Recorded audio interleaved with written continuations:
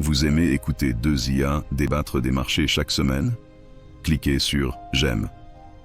Partagez. Abonnez-vous. Pas pour l'algorithme, mais pour votre esprit affûté, chaque dimanche.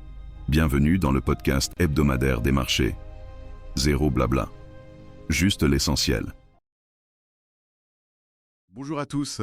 Les marchés mondiaux, ils sont en forme pour la deuxième semaine consécutive. Oui, une tendance positive qui se confirme. Mais ce qui frappe surtout, c'est cette divergence qui s'installe. L'Europe qui baisse ses taux, l'Amérique qui temporise. Exactement. C'est le grand thème du moment et ça risque de marquer les prochains mois. Alors on va décrypter ça pour vous, comme d'habitude. On fait le tour des régions, on regarde ce qui nous attend la semaine prochaine et les points chauds à surveiller. C'est parti. Allons-y. On commence par les États-Unis. S&P 500 plus 2%, Nasdaq idem, et même le Russell 2000, les petites valeurs, qui décollent de plus de 3%.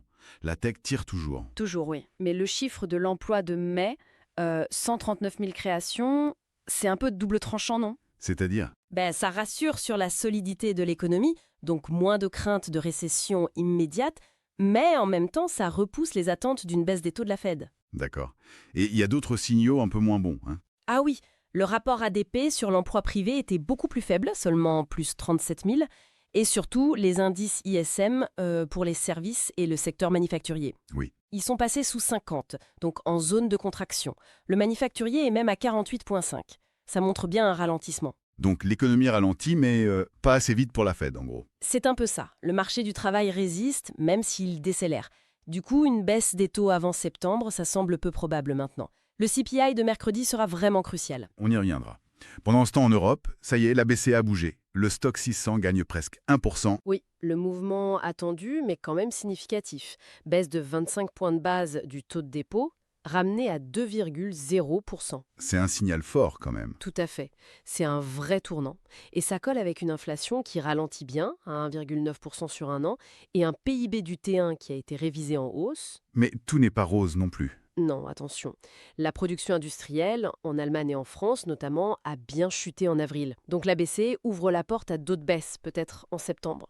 Mais ça souligne aussi la fragilité de la reprise ici, comparée aux États-Unis qui, malgré tout, semblent plus solides pour l'instant. Ce contraste est vraiment intéressant. Un mot rapide sur le Royaume-Uni. Le FTSE monte un peu, plus 0,75%. Oui, mais là aussi, c'est compliqué. Le chômage grimpe à 4,5%, mais les salaires restent très très fermes, à plus 5,5%. C'est un vrai casse-tête pour la Banque d'Angleterre, ça. Ah oui, un dilemme complet. Ils voudraient sans doute baisser les taux, mais avec ces salaires et l'inflation des services qui ne faiblit pas, difficile de savoir quand ils pourront le faire sans risquer de relancer les prix. Beaucoup d'incertitudes. On file en Asie, Japon là. Le Nikkei perd un peu de terrain, moins 0,59%. Le PIB du T1 n'était pas terrible, surtout la consommation. Oui, consommation privée à zéro, ça montre que la demande intérieure a du mal à décoller, la reprise est vraiment inégale, et les prix à la production de mai ont même un peu surpris à la hausse. Et la Banque du Japon dans tout ça? Eh bien, elle signale très prudemment qu'elle va continuer à réduire ses achats d'obligations, le fameux tapering, mais c'est très progressif, on surveille de près. Et on finit ce tour du monde en Chine, Shanghai et Hong Kong en hausse. Là, c'est l'espoir d'un coup de pouce de Pékin. Clairement, les indicateurs locaux sont plutôt faibles. Le PMI manufacturier est en contraction, sous 48,3, l'inflation est proche de zéro, voire négative pour les prix à la production. Ah oui, risque une déflation sharp. Le risque est là. Le seul point vraiment positif, c'est le rebond des exportations en mai, plus 8,1%. Mais ça montre aussi une dépendance à la demande mondiale. Du coup, oui, tout le monde attend des mesures de relance plus fortes de Pékin. Très clair. Alors, justement, la semaine prochaine, du 9 au 14 juin, qu'est-ce qu'on met en haut de la liste de surveillance? Aux États-Unis, sans aucune hésitation, le CPI, l'indice des prix à la consommation, mercredi. C'est le chiffre. Celui qui peut tout changer pour la Fed. Exactement. On aura aussi les prix à la production jeudi et le moral des ménages vendredi. Important aussi. Et en Europe? On va surtout écouter les discours des membres de la BCE pour voir s'ils confirment la pause ou s'ils laissent la porte ouverte à d'autres baisses rapidement. Et puis les chiffres finaux d'inflation. D'accord. Et pour le Japon et la Chine?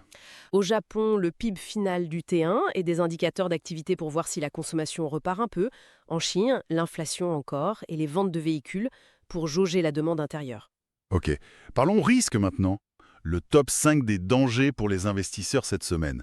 Numéro 1. Le numéro 1, c'est une mauvaise surprise sur l'inflation américaine. Mercredi, un CPI plus haut que prévu et l'idée d'une baisse de taux en septembre pourrait vraiment s'éloigner. Les marchés n'aimeraient pas. Logique. Risque numéro 2. Une chute marquée de la confiance des consommateurs américains vendredi, ça relancerait les débats sur la nature de l'atterrissage économique. Doux ou moins doux. Quoi d'autre? Le risque que le rebond des exportations chinoises soit juste temporaire. Si ça cale, ça pèserait sur les émergents et les secteurs industriels partout. Et du côté des banques centrales, il y a des risques? Oui, le quatrième risque, un changement de ton à la BCE. Si les discours deviennent soudain moins accommodants, ça pourrait agiter les marchés obligataires en Europe. D'accord.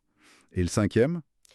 Une nouvelle déception sur les chiffres japonais, par exemple l'indice tertiaire vendredi, ça renforcerait le scepticisme sur la reprise là-bas et sur la stratégie de la BOJ. Parfait. Donc pour résumer, une semaine vraiment clé avec l'inflation US en vedette et la BCE qui ajuste sa communication post-baisse.